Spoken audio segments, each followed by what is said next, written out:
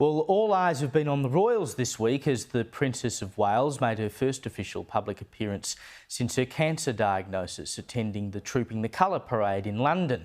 Now, Princess Catherine hasn't attended a public event since December, so it makes this a particularly thrilling event for royal watchers. For more, let's bring in royal correspondent Sarah Hewson. Sarah, I think some of us were a bit surprised to see the Princess make an appearance, but glad to see her make an appearance on the weekend. Yes. Absolutely, Caleb. A fantastic surprise to see the Princess of Wales out in public for the first time since Christmas Day. She issued a statement on Friday night here in the UK announcing that she was going to be attending Trooping the Colour. And it was a very personal statement. She talked about her ongoing cancer treatment. She's still got a few more months to go. She talked about there being good days and bad days, that she's not out of the woods yet. But this certainly looked like a good day, and it was definitely a good day for those royal fans and royal watchers who had lined the streets of London to catch a glimpse of her. A sight for sore eyes, really.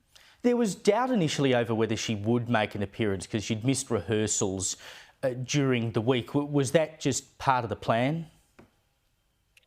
There's no firm plan at the moment because, of course, with those good days and bad days, the palace don't want to commit to something that they then have to remove her from. So the rehearsal at the Colonel's review that she was due to be undertaking the previous week, they'd been clear for some time that she wasn't going to be able to attend that. That was a solo engagement, and if she'd pulled out at the last minute, it would have caused chaos. At the King's birthday parade, I guess you could see her as a supporting act. And so if she hadn't been well enough to attend, it wouldn't have changed the fabric of the event, although, of course, it wouldn't have had the sparkle that she sprinkled on it.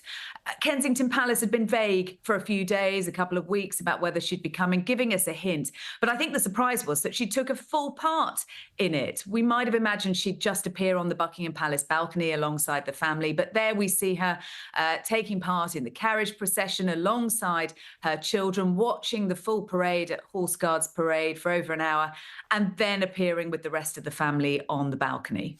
Well, she was one hell of a supporting act. I mean, Trooping the Colour is, of course, usually about the sovereign, the king. How did King Charles feel about, I guess, sharing the spotlight, or perhaps even taking a little bit of a back seat in this particular case? Because let's be honest, no one's really been talking about the king the last few days. They've only been talking about Princess Catherine.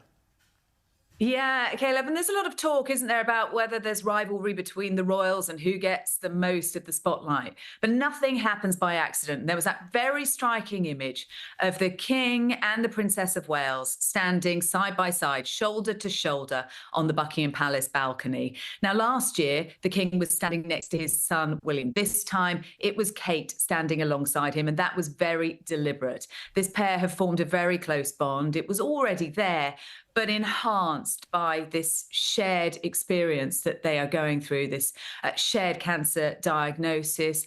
Of course, they were in hospital at the same time. The King was visiting his daughter-in-law at her bedside. He had said that he was absolutely overjoyed to have her there, and I think that showed, and I think he was more than happy for her to be taking some of the glory on that day.